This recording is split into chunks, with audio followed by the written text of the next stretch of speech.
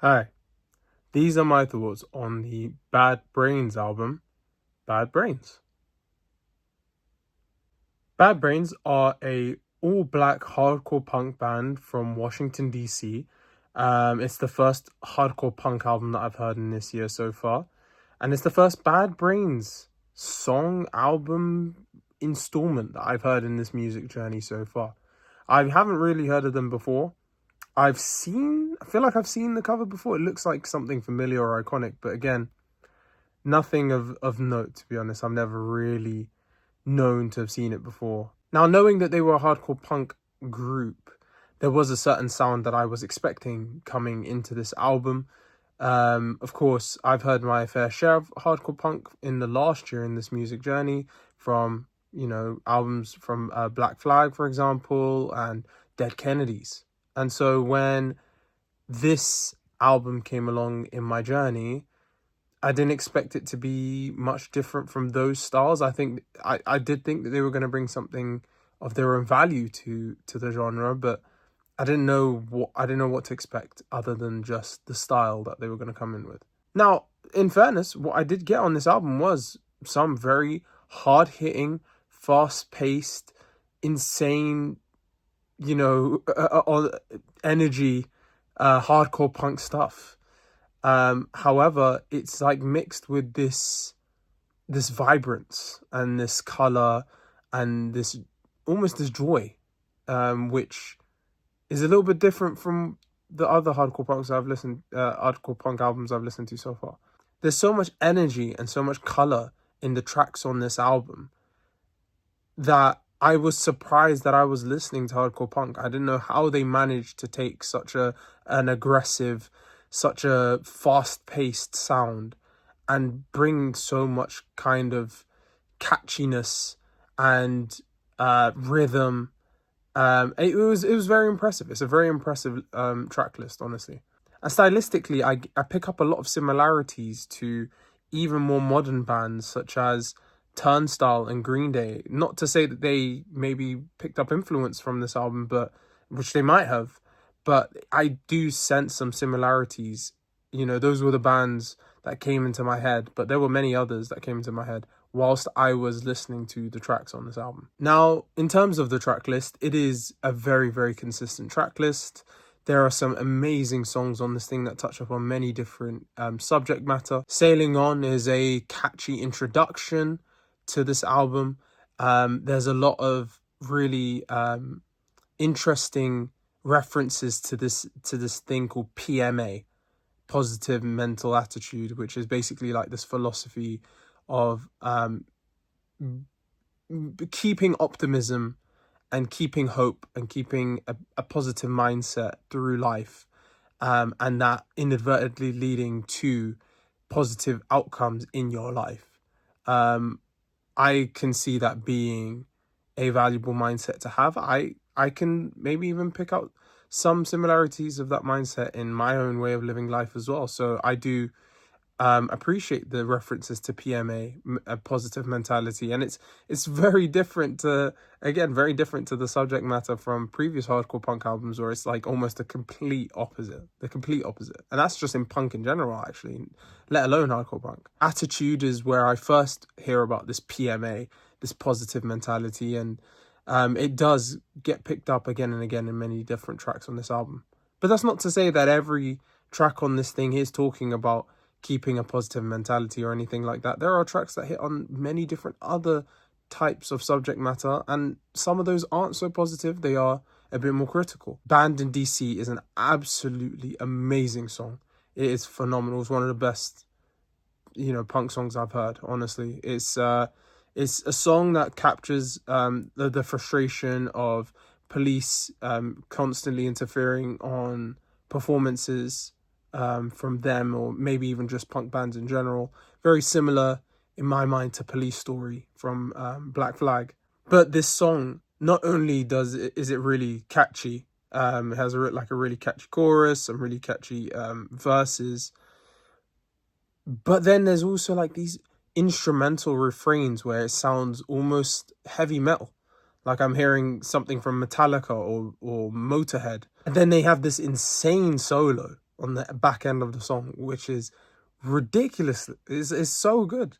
It's just such a wild song that, I don't know, it still manages to capture the heaviness, the aggression, the crashing drums, the insane scratchy guitars, but it's just mixing it with so many different other styles of rock and other styles just in general as well, that it is really, really impressive. Supertouch Shitfit does something similar, where you have these two wild songs. Like, there's two segments to this song, but in between the two segments, there's like this like heavy metal instrumental bridge.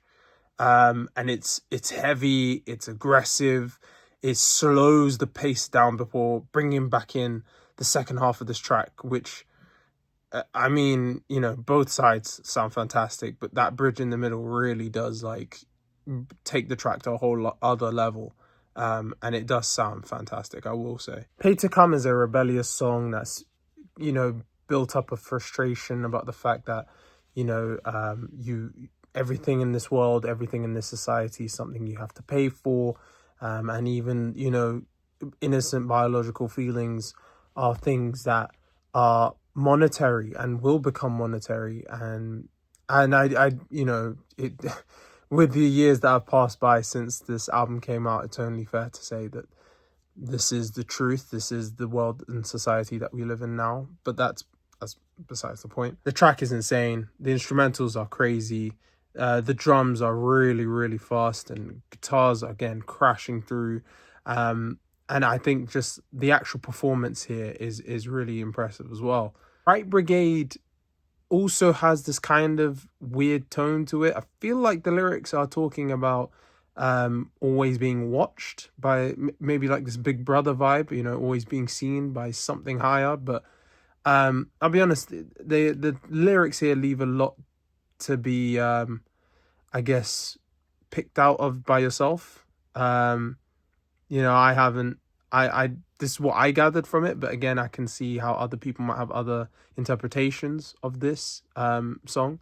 But yeah, in the end, the song does have this rebellious tone of like standing tall above all of that, being yourself, being true to your word, that kind of style. And his voice sounds very Johnny Rotten on this as well. The instrumental sounds really good too. Not necessarily anything catchy per se on this track, but you know, still something that you can definitely enjoy listening to for sure. And then you have tracks that focus a little bit more on, you know, anti-capitalism sentiment. So Fearless Vampire Killers seems to be a track that has this quite aggressive tone towards the upper class, towards the elites. It is only a minute long, and this is actually one of the minute long or just shorter songs on this album that I do wish was fleshed out a bit more, because it does kind of come and go, honestly. And it's not the only track on here that does this, but this one I do wish they fleshed out a bit more, especially considering the subject matter as well. Big Takeover is a really catchy song. It's very, very easy to sing along with, especially that hook is really sticky. And again, Pay to Come, I feel like, is the big selling hit from this album. But again, it is a song on this track list that just focuses on that subject matter. And then obviously, of course, we've spoken a lot about these like aggressive punk style songs, but let's not forget there's these like interesting reggae style songs as well. And I do find it quite funny how it's these reggae tracks that end up being the ones that are the most fleshed out tracks on this album. Every other song kind of comes in and out within a couple minutes. These ones are like literally 4, 5, 6 minutes long.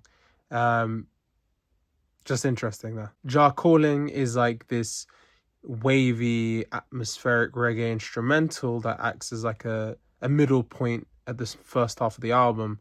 And yeah, I mean, it doesn't really do much for me, to be totally honest with you. It's nice to listen to in the moment, but goes on for about 3 to 4 minutes, and there isn't really much happening in the track, even instrumentally. It is okay, it's nice, it's okay, but you get the idea within a couple minutes, to be totally honest with you. And I don't know, it doesn't necessarily fit the flow of the track list that well. That's not to say that all the reggae tracks don't fit the flow, because obviously they do sound so different from the hardcore punk stuff that they were doing. But um, I don't know, this particular track just doesn't quite add anything to the track list besides being kind of like a filler a little bit.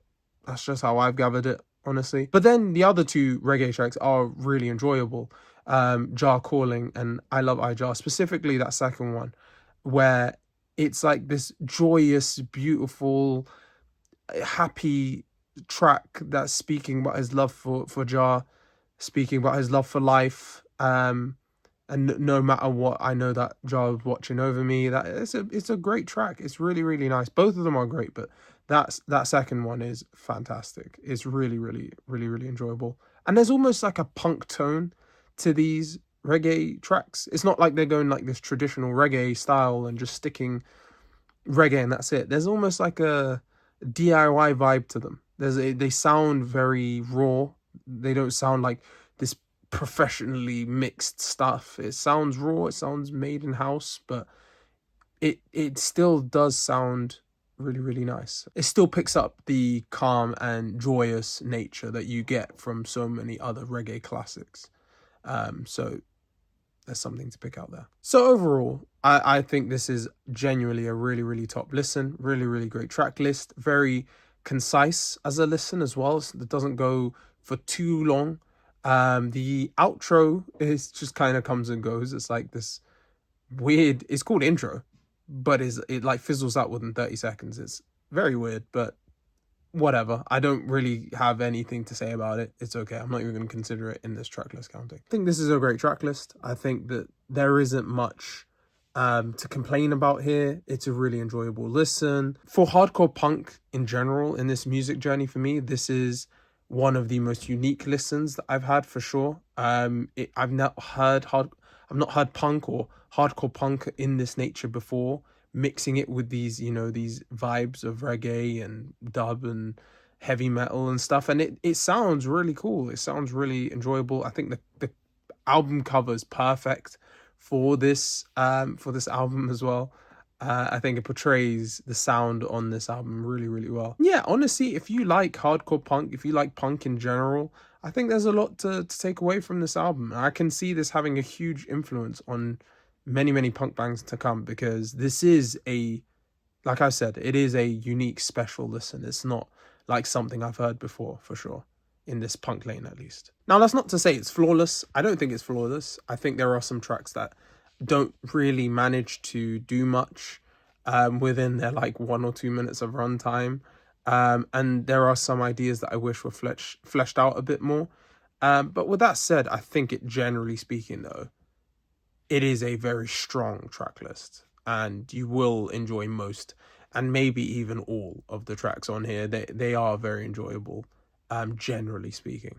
For that reason, I'm going to give this a solid A tier and a solid A grade.